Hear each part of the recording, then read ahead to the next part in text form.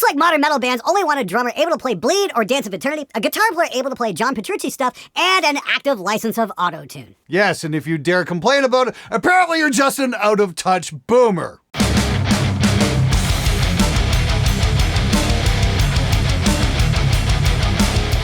Hey everybody, how's it going? It is Friday. That means it's time for SMG Viewers Comments. I'm doing kind of a dedicated follow-up episode to that one I put out a couple weeks back, which was why modern metal vocals are terrible. That video got an awful lot of feedback, had a few complainers, but I was very surprised actually by the amount of support we got. There's a lot of comments in there that really agreed with what I was saying, so that's good. I'm like, great, let's find the amazing vocalists, shall we? Anyway, before we jump into it, I just wanted to mention that we've only got a couple days left for the intro sale on the DIY Band and Tour series put out by Ty Christian from Lords of the Trident. He's got this amazing course about how to tour and come back with money in your pocket instead of to just a pile of bills. We're gonna have more on that in just a few minutes. Anyway, let's get to the questions, shall we? Every word spoken in this video is Crom's honest truth. If you go back and listen to vocalists like Udo Dirk Schneider of Accept or Paul Bailoff of Exodus, they weren't great singers per se, but they had distinct voices and a unique delivery that made them instantly recognizable. Cookie Monster really needs to go back to Sesame Street. Wow, man, did you ever hit the nail on the head with that one? I mean, yeah, I'm not a huge Udo fan by any stretch of the imagination, but the man had his own sound. Same with Paul Bailoff. Exact same thing going on. That's what we need. You don't have to all just be Cookie. You know, we can stretch out and kind of try and find our own thing. I would love to see more of that. My 2 cents. The human voice is the most malleable, expressive, unique, and emotionally moving instrument. Period. There's a reason why the vocals are the loudest element of a mix in any genre, including metal. So as a singer, it boggles my mind that singers would deliberately hide all the uniqueness of their voice just so they'll fit into current genre fads. Dude, I hear where you're coming from. I think the same thing could be said about guitar players in metal.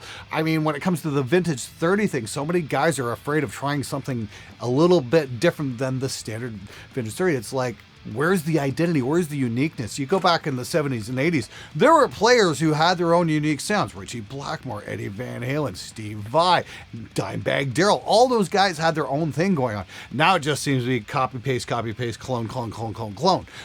That needs to change on guitar players. That needs to change on vocalists. And I think social media does have a huge part of that these days, is that anything, you know, deemed even slightly different is immediately jumped upon as not being cool. I don't know. You guys tell me what you think about that. Just the fact that you have to warn people in the beginning to not get butthurt tells a lot about oversensitive clowns today. People are so easy to attack someone for not liking something they like. I remember one of my old channels, I dared to criticize baby metal. Next thing I knew, I had thousands of angry baby metal fans attacking me because I dared say how awful they are, and they're not really metal. They are J-pop with heavier riffs. That's not metal in my opinion. It's my opinion. And I've always said this. You're entitled to your incorrect opinion. You know what? I kind of dig baby metal. I like them because they're a little bit different. Here's the thing. A lot of great metal at its core is pop music. Get over it. That's just the way how it works. Like Living After Midnight was a pop song with heavy riffs. It's just the way how the genre works, and there's nothing inherently wrong with it. I can throw on something like Gimme Chocolate and go, okay, that's actually pretty fucking cool. I don't know if I'm going to run out and buy the record anytime soon, but I don't hate it. And you know what? It's absolutely fine to have an opinion that differs from someone else. We have to get over this idea that somehow we have to agree with each other on everything. That's when shit gets stale. And I said this years and years and years ago. It's like, it's okay if we don't all like the exact same things. That's what makes shit interesting. The only problem is now it seems like if you don't like the exact same thing, you just get dogpiled on and things get stale and boring. Kind of like what's happening in metal right now. Here's the thing. Everything has been done already in metal. Now here's the thing. You might have tried everything you can think of in metal and not been able to go any further, but you know what? I'm going to take a wild guess out there that there's some kid playing guitar in his bedroom, pissing his parents off, and he's going to try something new and it's going to blow all our minds. It's happened time and again, and it's only a matter of time before it happens again. I'm just trying to encourage you guys out there to try stepping outside the comfort zones, outside the box, and try finding your own thing. You're dealing with a society that has become accustomed to getting awarded for just showing up. They also live in a social media world where they do not seek out difference of opinion, but rather block anyone who dares disagree with them. It is no wonder that people who grow up not being able to handle any criticism and therefore have no opportunity for self-reflection and growth. People need to get out of their echo chamber and expand their horizons. If that happens, we may see more creativity instead of the same old tired thing over and over. Yeah, you know what? I'd like to see that too. I'd like to see some growth. I'd like to see some creativity. And I'd like to see more human performance on the records as opposed to fixing everything with a computer. I think we need to see a bit more of a punk rock attitude being applied to modern metal production. There needs to be a certain fuck you attitude applied here instead of just trying to conform to what's already popular. Oh, we need to compete. We need to compete. Fuck competing. Just do your own thing. Hey, everybody, just want to break in here for a second and let you know that the sale for DIY tour and DIY merch is ending Sunday night. It normally goes for like $200 for the package. We've got it on sale for $135. Once again, sale's going to end Sunday night. So if you want to get out on the road this summer and save your band some money by doing your own shirts, making your own road cases, and learning how to budget your fuel with how far you can go and how much you can play, and even set up your own merch tables, that kind of thing. This is the course you definitely want to check out. This is what I'm talking about. When you're ready to print, hold your squeegee at a 45-degree angle and press forward across the design, applying even pressure. Remove the screen, and your shirt is printed. Once you've printed your shirt, remember, the ink is still wet. So don't let the shirt touch anything else. So once again, that's DIY Tour and DIY merch. We're selling the pair of them for $135, and then they go back up to regular price at the end of Sunday night. So if you want to get out there and save some cash and learn how to tour and make it profitable for once in your life, this is definitely the course to grab. Sale ends Sunday night. Grab it now while you can. Now it's time for Butthurt of the Week.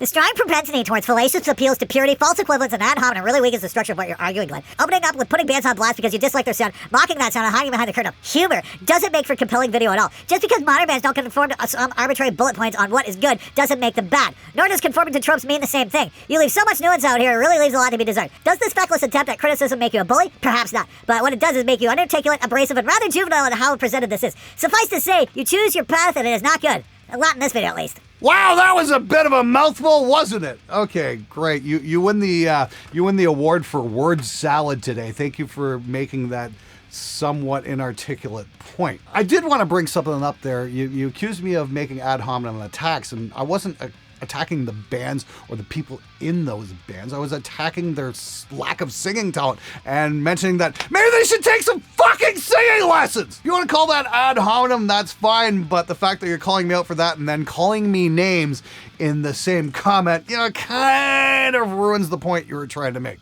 Nice try, though. Anyway, for a better take on that whole thing, check out this next comment. I hope people can appreciate how much time Glenn puts into these videos. It's clear he actually writes out a script, puts real thought into the subject, and spent time researching the content. Then performance with great comedic subtlety and not so subtlety. If you think he's just some boomer complaining, try putting together a counter video to the subject with the same level of production and presentation. Yeah, right, Greg, that'll happen, sure. Could you actually see somebody like Potato Gaming Productions taking the time to write a script and shoot a video, edit it, and put it up on YouTube to actually counter what I was saying? Yeah, that'll happen when Oral Roberts goes heavy metal. Glenn, this has to be one of your most enjoyable episodes yet. I truly appreciate your direct and honest mix reviews. I was really hoping that with today's technology, 2 tracks could develop easy singer, but to my disappointment, there is not enough storage in the world that could ever contain the huge ego of a metal singer. Please keep up the direct and humorous content. Well, I'm glad somebody enjoyed it. My mom told me I suck at singing at an early age, and if I wanted to be any good, that it's going to take lots of hard work and dedication. Sadly, the problem these days is that most parents just don't tell their little hellspawns that sort of thing anymore. Everything's perfect. You did very good, Jimmy. Keep doing what you're doing without any actual criticism. That's what we're really lacking.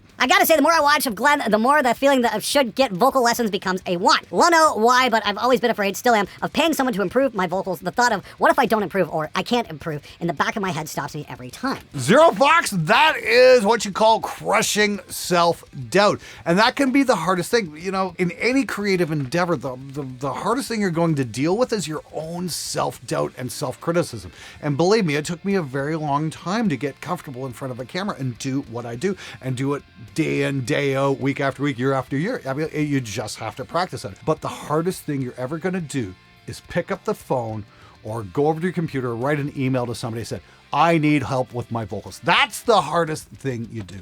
Once you do that, then it becomes easy. What I'd suggest is maybe don't drop a whole crap ton of cash at first. Maybe see if you can book an introductory lesson. Just find a teacher you think you might like working with. I'd say talk to Chris Liepe or Mary Zimmer or somebody like that and say, hey, can we do like a 1-hour session, just like an intro thing? Maybe you can give me a couple tips and see how you like working that way. That way you don't have a huge investment in terms of time and money into it if it doesn't work out. But then again, you might take a step into a much bigger world. All you got to do is try. I wish you the absolute best of luck, and please don't give up. Have you considered that you just don't like metal anymore? I don't think you're wrong in any of this, but that's the conclusion I came to for myself. Similar to donuts. For a decade or more, every donut I eat just sucked. I keep looking for something that makes good donuts, yet they don't exist. I think I just don't like donuts anymore either. Oh, I don't know, man. I still like a lot of metal. I remember going to that Shinedown show there a few years ago, and Nothing More came on stage, and they just blew my fucking hair back. So, yeah, I still like some metal. We went to go see Ghost. They were a blast. Had a really good time checking them out. My wife's more into them. And I just got tickets to The Who. Not like the Pete Townsend Who. I'm talking about, the throat singing guys from the Far East. That Who.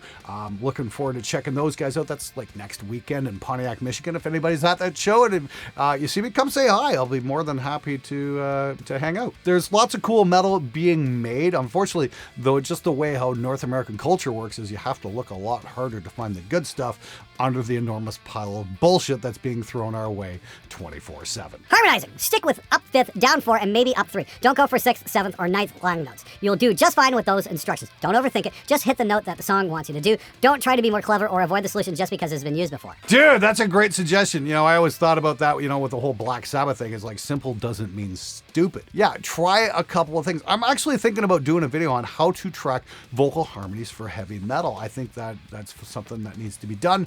I've got a tried and true method that works really well in here. I'm just going to need a singer to do it. I got to talk to my niece. She's got a good set of pipes on her. Maybe we can get her on the show. Let me know in the comments below if you'd like to see a video on doing metal harmonies. Dude, I needed this today. All suggestions on an online resource for an amateur vocalist who mostly makes humor metal to improve his vocal skills. Google returns many results, of course, but I'm curious if there's anything in particular that stands out to you in terms of quality of information. Yes, go over to Chris Liepe's channel. I've been recommending him on every single one of my Monday Mix reviews, and I can't say enough good things about the guy. He's got a great voice, and he's a great teacher. You definitely can't go wrong checking him out. Somewhere along the lines, it just became, let's see how heavy we can get, completely lacking in everything else. +1 to the comment against nationalism dictating purchasing choices. True capitalism rewards those who produce the best product for consumers, regardless of national origin. If American manufacturers and nationalists don't like it, then hey, y'all wanted to exist in a capitalist system, but now you're complaining about having to compete. Get with the program so it can work how it's supposed to. Hey, let's not have any talk like that. Capitalism's not supposed to be competition and drive the prices down. Capitalism is so the owners can get rich. I mean, come on, man, get real. In regards to the rent a practice space comment, this is exactly why I prefer to rehearse at my house where my equipment is safe. I once was in a band that used a rental storage locker space and didn't give me a key. When they decided to throw me out because I demanded they stop being cheap and buy guitar tuners, they tried to steal my drums, PA, and speakers as well as my mics by never answering my phone calls. I tricked one of them into answering their phone by using another person's phone to call and threaten to call the cops if he didn't let me into the locker. Yeah, we brought that up last week about, going to a rental storage space. There's definitely pros and cons to each situation. If you're rehearsing at somebody's house, you got to work around their schedule. But if you're at a rental place, where everybody has access to it, there's the added danger that the drummer is going to go in off hours when nobody else is there and forget to lock the door and all your stuff gets stolen. So there is that as well. There's good and bad in every situation. There's no real one size fits all solution to any of this. The sad reality of all of this is when you want to be in a band, you have to work with musicians. Hey Glenn, what's it mean when your bass player is the most talented musician in the band? It means the rest of your band needs to take some fucking lessons. Glenn, listen, practice your craft and don't spend your money on equipment. The tools. Fuck you, Glenn, you're unrealistic! Yeah, how dare I make some suggestions that'll save you some money. All right, everybody, that's it for another episode of SMG Viewers Comments, the show that's about you and not about me. Once again, I'd like to remind you guys that the courses DIY tour and DIY merch are on sale till end of night, Sunday night, and then the price goes back up. It's going to be on sale this weekend for only $135 for the both of them. So if you're in a band that's looking to get back out on the road this summer and you'd actually like to have some money in your pocket at the end of that tour, I'd really recommend checking these out because it's going to show you how to make silk screens, do your own merchandise, show you how to sell it better, how to do your fuel budget, how to make road cases, all kinds of cool stuff in there. Definitely worth checking out. Once again, that's on sale till Sunday night, so grab it now while you can. Anyway, if you have a comment or a question you'd like to see answered on the show, I'd be more than happy to answer it for you, especially if I think it can benefit the community as a whole. And if you guys have some recommendations for some amazing metal vocalists that I might not have heard of, believe me, leave a comment below. I'd like to hear it. I'd like to check it out because I'm always into checking out new and cool stuff. All right, that's it for this episode. I'll see you guys back here real soon, but in the meantime, if you're recording bands at home and you're new at and you want to learn a few tricks to avoid disaster, I'd highly recommend checking out this video here.